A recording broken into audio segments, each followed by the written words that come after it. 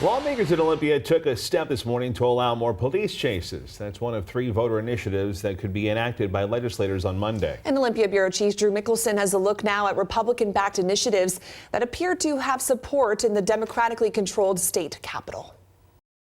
3 of the initiatives sent to the legislature passed out of their respective committees this morning. On the police pursuit one, that meant that some Democrats who originally voted to implement these restrictions on chases had to vote to repeal that law.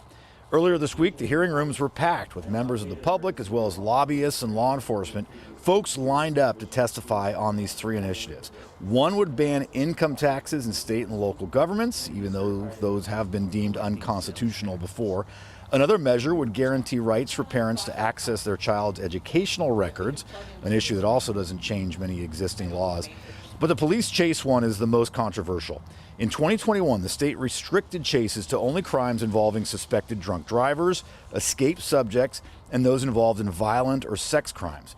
Under this voter-backed initiative, petitions signed by more than 400,000 voters, police could chase someone for any crime. Police blame the current law for an increase in car thefts and break-ins. But those who sponsored the original law say more chases will only result in more deaths and, more likely, people of color. Now that these have all passed out of committee, they could be taken up and debated and voted off the floor of the House and Senate next week in the final days of this legislative session. If they are passed by the end of the session on Thursday, they will become state law. In Olympia, Drew Mickelson, King 5 News.